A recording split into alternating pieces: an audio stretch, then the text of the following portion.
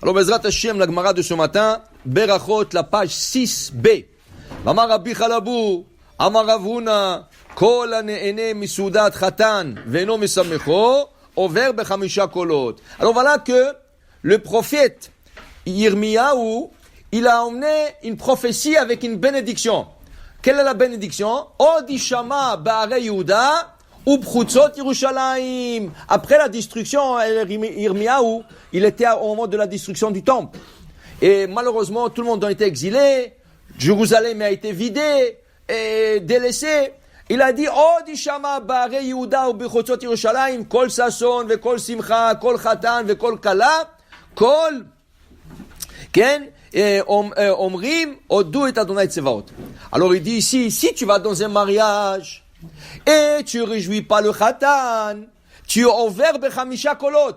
Rashi dit, c'est un dénigrement à la bénédiction du prophète Yirmiyahu, qui disait, Odishama, kol sason, ve kol simcha, kol khatan, ve kol kala. Tu dénigres cette bénédiction, tu réjouis pas le khatan. Parce qu'il n'y a pas de simcha, si le khatan n'est pas sa mère. Si le khatan est triste, est-ce que quelqu'un peut être joyeux dans un mariage? Alors il dit ici, ve'ime samecho, et si tu réjouis le khatan, mascharo, quelle est la récompense pour celui qui réjouit un khatan? Tu as réjoui le khatan. Qu'est-ce qu'Akadosh Baruch Hu donne comme récompense? Rabbi Yoshua, Amar Rabbi Yoshua ben Levi, Zoché la Torah, Shenitna behamisha kolot. Tu reçois la facilité d'étudier la Torah et de la comprendre, car la Torah aussi a été donnée par 5 voix.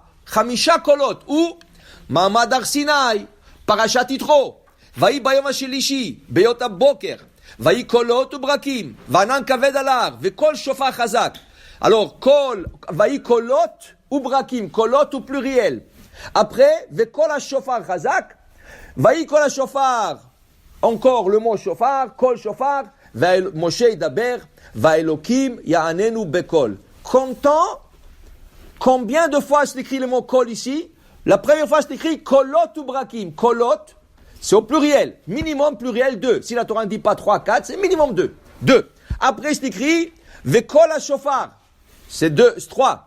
Après, Vaïkol HaShofar Olech Vechazak. 4. Et la 5e fois, Moshe Daber, Vaelokim Ya'anenu Bekol. 5. Tu vois que dans Ma'amad Har Sinai, quand on a reçu la Torah, 5 fois le mot kol.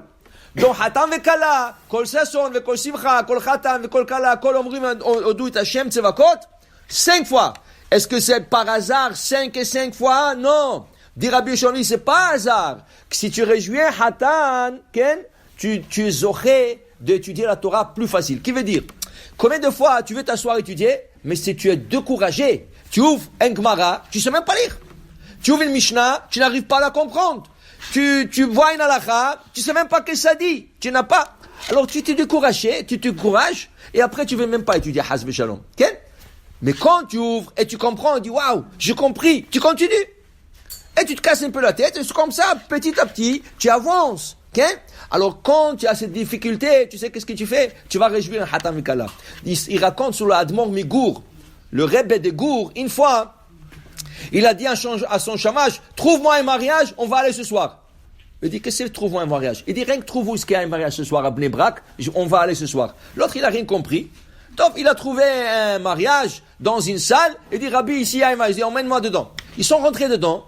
Quand ils sont rentrés, personne n'attendait que ce Rebbe, il rentre. Tout le monde, waouh, le Rebbe est là. Le Khatan, il se remplit avec joie, et le Rebbe, il a pris le Khatan, il a dansé avec lui comme 15 minutes. Après 15 minutes, il leur a dit, Mazal Tov, il est parti. En partant pour la maison, le shamash lui a dit, je comprends rien, qu'est-ce que vous avez fait maintenant? On rentrait dans un mariage, on connaissait personne. Oui, les gens étaient contents de vous parce que tout le monde vous connaisse. Mais qu'est-ce qu'on a à faire dans ce mariage? Il dit non, ça fait déjà 3 jours, j'arrive pas à comprendre un passage dans le Talmud. Ah, j'ai dit, comment Ribbono Sholem donne la chokma. Après, je me suis rappelé que celui qui réjouit Hatam Vechala, Akadosh Baruch Hu lui donne la facilité de comprendre la Torah. Je me dis, n'importe quel mariage, on va réjouir le Hatan, et maintenant je suis sûr, si je vais commencer à réétudier le sujet, je vais comprendre de mieux le sujet. Alors c'était une ségoula pour comprendre la Torah. Maintenant, qu'est-ce que c'est réjouir un Hatan? Lui donner un beau chèque, un grand montant d'argent. Qu'est-ce que c'est réjouir un Hatan? Mais le chèque, il ne le verra pas que le lendemain. Nous, on parle le soir du mariage. Qu'est-ce que c'est? Alors la Gemara dans Masechet Ketubot nous explique. Tu vas chez le Hatan et tu lui dis, tu sais, la Kala que tu as pris, je la connais. Je connais la famille, c'est une bonne famille. Et la Kala, c'est midot tovot, des bons traits de caractère.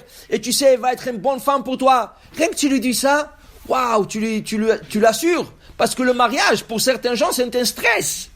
Parce qu'il ne sait pas qu'est-ce qu'il reçoit comme cadeau. Cadeau entre guillemets. Est-ce que c'est un cadeau? C'est un cadeau, un vice caché. Il ne sait pas, le pauvre. Maintenant que tu vas chez lui et tu lui dis, écoute, c'est une bonne fille, une bonne famille et tout ça. Alors là, Baruch Hashem, tu l'as réjoui, tu l'as assuré, tu l'as mis confortable. Ça c'est, et tu vas chez la Kala. Tu dis, je connais le Hatan, tu sais, il est sérieux. C'est un honnête, c'est un gars honnête. La famille, c'est une bonne famille. Alors ça, c'est Simchat Kam. Ça, c'est Simchat Khatan Vekala. Simchat Khatan Vekala, c'est de le réjouir de la Mara par des paroles, Bedvarim. Après, il y a une autre Simcha. C'est quoi? Tu prends le Hatan, tu danses avec. Les femmes prennent la Kala, ils dansent avec. La musique. Vous savez que il y a un temps, il y a à peu près, c'était à peu près 500 ans, il y avait au temps d'un grand décisionnaire Maharil.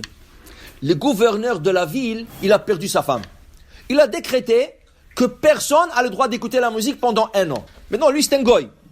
Mais quand il a décrété, pas pour les juifs, pour tout le monde, il ne voulait pas entendre la musique dans la ville pendant 1 an. Il y avait juste à cette période, il y avait un Hatan Vekala qui devrait se marier. Ils sont partis demander un Shelatrav au Maharil. Qu'est-ce qu'on fait? Est-ce qu'on fait le mariage sans musique? Il dit non. Un mariage sans musique, c'est pas un mariage. Il leur a dit, sortez de la ville, allez dans une autre ville, et là-bas, vous prenez une orchestre et tout ça. Pour te dire, l'orchestre, ça met l'ambiance dans le mariage. Sans orchestre, qu'est-ce que tu vas faire? Tu peux danser tout ça, mais c'est pas la même chose. Alors l'orchestre, le chant, tout ça. Alors si tu chantes dans un mariage, tu danses avec le Khatan, tu le réjouis. Akadosh Baruch Hu a là aussi une récompense pour te donner. Baruch Adonai Le'olam. Amen ve Amen.